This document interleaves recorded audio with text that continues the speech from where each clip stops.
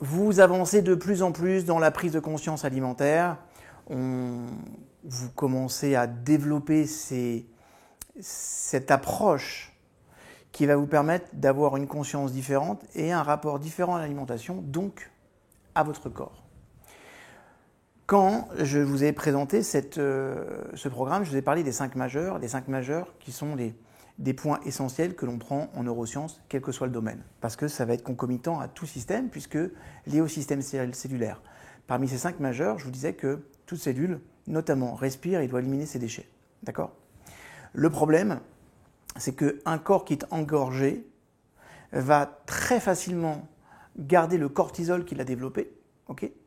Et je vous rappelle que le cortisol, c'est un poison pour le corps, mais plus encore, il stocke les graisses. Okay ? Et en fait, vous allez avoir une baisse d'énergie. Si vos déchets ne sont pas bien évacués, vous allez avoir une très grosse baisse d'énergie. D'accord ? Et on s'est rendu compte que quand on a une baisse d'énergie, parce que l'apport en oxygène, un des autres des 5 majeurs, est limité au niveau cellulaire, eh bien on va se sentir engorgé et on va avoir le sentiment qu'on a besoin d'aller récupérer de l'énergie. Okay ? Et cette énergie, puisqu'on ne l'a pas à l'intérieur, on va le chercher à l'extérieur. En clair, on va développer un sentiment de faim. Et c'est comme ça que le processus de grignotage va rentrer régulièrement en compte, au-delà du fait qu'il peut y avoir une raison émotionnelle, ou en plus, ou exclusivement. D'accord ?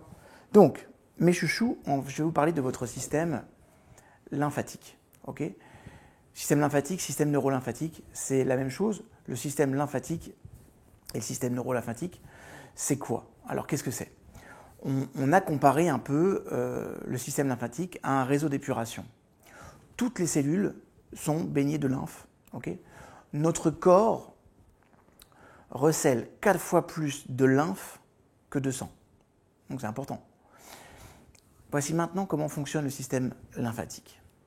Le sang est propulsé par le cœur dans les artères jusqu'aux vaisseaux capillaires qui sont poreux, okay, et il y apporte l'oxygène et les éléments nutritifs qui sont à ce moment-là diffusés dans la lymphe. D'accord ? Les cellules qui sont en affinité, okay, avec ce dont elles ont besoin prennent l'oxygène et les éléments nutritifs nécessaires à leur bon fonctionnement, à leur santé, et vont évacuer les toxines, okay, dont certaines retournent dans les capillaires. Mais le problème, c'est que les cellules et les protéines mortes, ainsi que toutes les autres matières toxiques, doivent être évacuées par le système lymphatique. Lequel système lymphatique est activé par quoi ? Par la respiration. Mais pas n'importe quelle respiration, la respiration profonde. En clair, les cellules dépendent entièrement du système lymphatique pour évacuer les matières toxiques volumineuses et les liquides dont l'excès va réduire la quantité d'oxygène disponible. En clair, la lymphe traverse les ganglions lymphatiques où les cellules mortes et toutes les matières toxiques, à l'exception des protéines du sang, sont neutralisées et vont être détruites. Alors, vous imaginez maintenant toute l'importance du système lymphatique pour le corps. Pour s'en faire une idée de cette importance, il suffit de savoir que s'il reste entièrement bloqué pendant 24 heures, la personne qui vit ça succombe sous l'effet des protéines empoisonnées et de l'excès de liquide autour des cellules. Okay ? Votre système sanguin, il dispose d'une pompe. Ça s'appelle le cœur. C'est pour ça que tout ça est en mouvement. Mais le système lymphatique n'en a pas. Il n'a pas de pompe. Les seuls moyens de faire circuler la lymphe sont la respiration et l'activité musculaire. D'accord ? On parlera de l'activité musculaire plus tard, dans d'autres vidéos. Pour l'heure, pour que la circulation sanguine et les systèmes lymphatiques et immunitaires soient sains, il faut donc respirer profondément et faire des mouvements qui les stimulent. Donc je vous donne un petit conseil. Regardez-y à 2 fois quand on vous propose par exemple une cure de santé où on ne vous apprend pas avant tout à épurer votre orgasme en respirant profondément. En tout cas, en respirant plus efficacement. J'ai travaillé sur les travaux d'un docteur qui s'appelle le docteur Jack Shields. Il est lymphologiste, donc vraiment spécialiste dans le domaine. Il est sur Santa Barbara, en Californie, et il a réalisé récemment une étude intéressante autour du système immunitaire. En clair, il a logé des petits appareils photographiques à l'intérieur du corps de certaines personnes pour voir ce qui stimulait le nettoyage du système lymphatique. Travail clinicien propre de chercheur. Et qu'est-ce qu'il a découvert? Il a découvert que la respiration diaphragmatique, dans laquelle on fait intervenir le diaphragme, donc respiration profonde, était le moyen de stimulation le plus efficace. De tout ce qu'il avait essayé, c'était le plus efficace. Et ça opère en effet un vide, ça génère un vide qui va aspirer la lymphe dans les vaisseaux lymphatiques et ça va accélérer la vitesse d'évacuation des toxines. Pour être plus précis, la respiration profonde et les exercices musculaires peuvent multiplier la vitesse du processus jusqu'à 15 fois. Vous avez compris? 15 fois. Si parfois vous sentez lourd, engorgé, fatigué, sans énergie et que vous dites « bon, je vais compenser par de la nourriture », très souvent, c'est à cause de votre système lymphatique qui est chargé de trop de toxines et qu'il n'est pas suffisamment activé. Okay? Ça veut dire que si vous ne si vous deviez en tout cas retenir qu'une seule chose de cette semaine, si vous avez compris l'importance de la respiration profonde, ça va vous permettre déjà d'élever considérablement le niveau de votre hygiène de vie, votre niveau d'énergie, et puis surtout le fait de dégager les toxines. Okay? Vous allez vous sentir de mieux en mieux. Quand on se sent mieux et de mieux en mieux, on n'a pas obligatoirement de raison d'aller avoir envie de compenser par la nourriture. Okay? En tout cas, ça aide vraiment. C'est d'ailleurs la relation pour laquelle les techniques comme le yoga font tellement porter leur attention sur la respiration. Il n'y a rien de comparable pour épurer notre réseau sanguin. Et vous en avez besoin si vous voulez avoir un esprit clair, un corps sain, pour pouvoir lui faire rentrer à l'intérieur quelque chose de parfaitement sain. Une fois encore, si vous sentez engorgé ou fatigué, qu'est-ce que vous allez faire? Vous allez chercher de l'énergie ailleurs puisque vous ne le produisez pas à l'intérieur. Okay? Je vous rappelle que tous les éléments nécessaires, l'un en tout cas des 5 majeurs, à la santé, l'oxygène c'est le plus important, mais ça a un impact énorme. Le fait d'oxygéner vos cellules va avoir un impact énorme sur votre mode de fonctionnement en règle générale et sur votre santé, sur votre vitalité. Plus vous allez avoir de la vitalité, moins vous aurez besoin de compenser par la nourriture, une fois encore. Il y a un docteur qui s'appelle le docteur Otto Warburg. Alors, cette fois-ci, on parle d'une pointure. Il est prix Nobel et directeur de l'Institut de physiologie cellulaire à Max Planck. Donc, on parle de mécanique quantique. Et lui, il a étudié l'action de l'oxygène sur les cellules. Et il a réussi à transformer des cellules saines en cellules malignes simplement en abaissant la quantité d'oxygène dont elles disposaient. Okay? Ces recherches ont été suivies par une autre personne, un autre docteur qui s'appelle le docteur Harry Goldblatt, qui est lui aux États-Unis. Et lui, il a écrit un article qui était dans le Journal of Experimental Medicine, dans lequel les expériences qu'il a menées sur une espèce de rat, chez lesquels il n'avait jamais rencontré de cas d'excroissance maligne, okay? Il a prélevé des cellules saines sur ces rats, okay? Et il les a divisées en 3 groupes.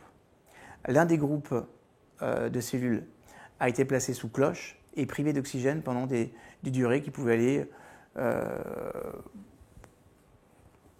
ne sais plus, c'était quelques minutes, je crois. Okay? Et il a effectué ce travail régulièrement. Au bout de 2 semaines, alors que les cellules avaient été réabsorbées par les animaux, rien ne se produisait dans les 2 groupes témoins. Par contre, chez tous les rats du 3e groupe, ceux dont les cellules avaient été momentanément privées d'oxygène, il a vu commencer à apparaître des excroissances malignes, d'accord, donc des cancers. Les cobayes ont été encore examinés 1 an plus tard et on a constaté que les excroissances malignes étaient demeurées malignes et que les cellules normales étaient restées normales. En clair, les chercheurs savaient, en tout cas, que le manque d'oxygène joue un vrai rôle essentiel dans le développement des cellules cancéreuses et qu'il affecte très certainement la vie de toutes les cellules. Okay? Mais l'autre conséquence, sur les autres travaux d'un collègue de Warburg, c'était de se rendre compte que finalement, quand on n'oxygène pas suffisamment nos cellules, en fait, eh bien, on va avoir faim, mes chouchous. Ouais, donc c'est important. En tout cas, ce que vous devez retenir de cette expérience, c'est que notre santé est directement liée à la qualité de la vie de nos cellules, notre faim aussi, et le fait qu'on ait de la vitalité. Le corps va chercher l'énergie à l'extérieur pour avoir de la vitalité. S'il arrive à développer sa propre vitalité avec ce qu'il a, ou le peu qu'il va avoir de l'extérieur, il n'a pas besoin de compenser. Donc l'oxygénation de notre organisme va devenir une nécessité prioritaire, et c'est pour ça que dans les 5 majeurs, il y a la respiration. Et donc une respiration efficace, c'est quoi ? C'est le point de départ indispensable de votre bonne santé. Le problème, mes petits choux, c'est que la plupart des gens ne savent pas respirer. On sait aujourd'hui qu'un Américain sur 3 a un cancer.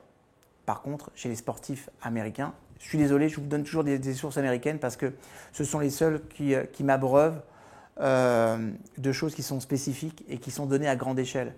Parfois, il y a des recherches qui sont très intéressantes en Europe, mais comme elles ne sont pas menées à grande échelle, on ne peut pas considérer que c'est toujours des recherches fiables. Moi, j'aime la grande échelle parce que pour moi, ça veut dire que ça marche avec tout le monde. En tout cas, chez les sportifs américains, il n'y a qu'un cas de cancer sur 7. Pourquoi ? Vous l'aurez compris. Les études que je vous ai décrites il y a quelques instants nous donnent une première explication. Les sportifs procurent à leur système circulatoire l'un des éléments essentiels qu'il a besoin, c'est l'oxygène. La deuxième explication, c'est qu'ils font travailler leur système immunitaire à leur niveau le plus optimum, et ça, ils le font parce qu'ils activent la circulation lymphatique. Ok, donc maintenant, je vais vous donner le Saint Graal. Je vais vous indiquer le moyen le plus efficace de respirer pour épurer votre organisme. D'accord ? Le principe est simple, il va falloir respirer pendant un temps, retenir votre respiration pendant 4 temps et expirer pendant 2 temps. Ça donne ça.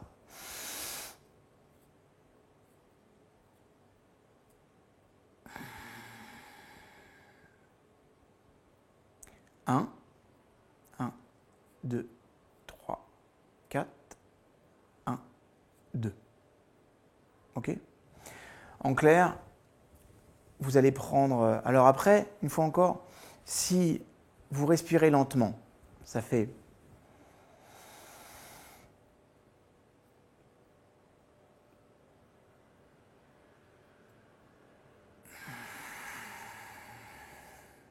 D'accord ? Selon la nature de votre respiration, un temps, ça peut être 1 seconde pour une personne, 2 secondes pour une autre. D'accord ? Maintenant, comprenez que plus la respiration elle va être profonde, et mieux ce sera. D'accord ?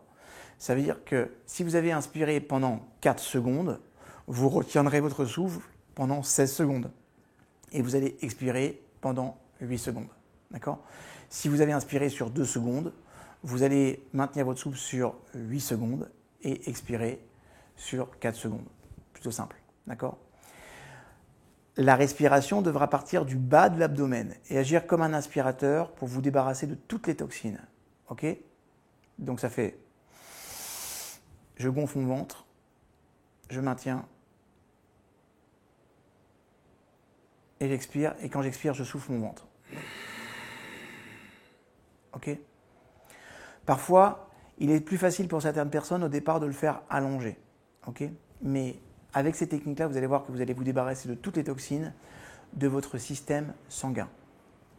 Je voudrais vous poser une petite question. Quel appétit avez-vous après avoir fait du sport ? Ok ? Est-ce que vous avez envie de vous asseoir devant un bon repas quand vous avez couru, je ne sais pas moi, 5 km ? Logiquement non. Pourquoi ? Parce qu'avec une respiration saine, le corps obtient déjà ce dont il a le plus besoin.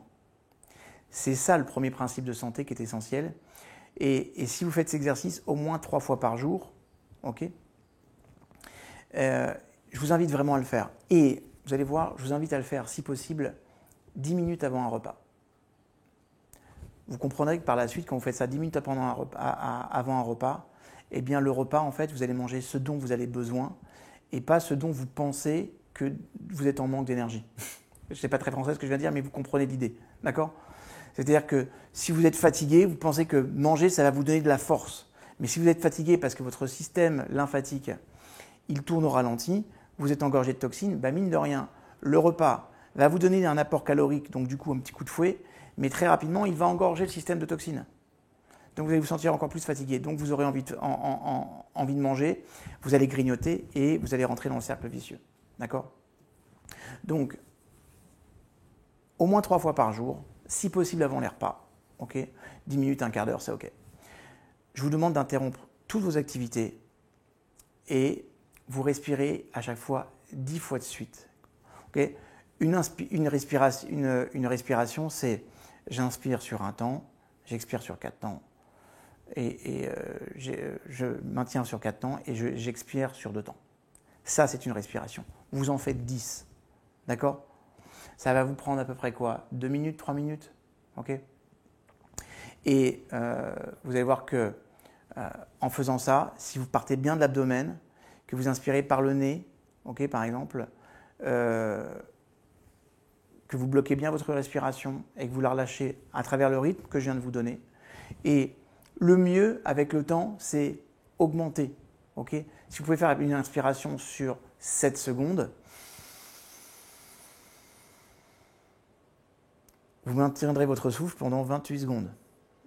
Okay? Et vous libérez pendant 14 secondes. C'est clair? Faites tout ça en inspirant et en expirant lentement. Ne vous forcez pas. Okay?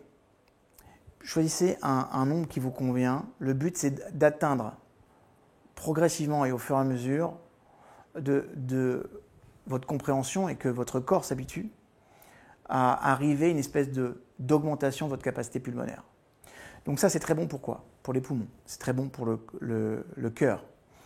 C'est très très bon pour tout votre système lymphatique. Et comme vous allez libérer les toxines, vous allez voir que même vous allez désengorger les reins, ça va être très très bon. Et la bonne nouvelle, c'est que quand je stimule mon système lymphatique, mon système neurolymphatique, donc comprenez la façon dont fonctionne l'évacuation de mes toxines dans le cerveau, fonctionne beaucoup mieux.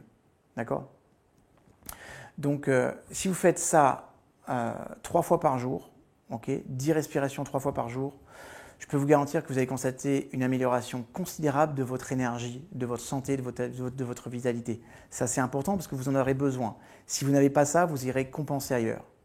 Aucun aliment, aucune pilule vitaminée au monde ne pourra remplacer les bienfaits de ce genre d'exercice de respiration.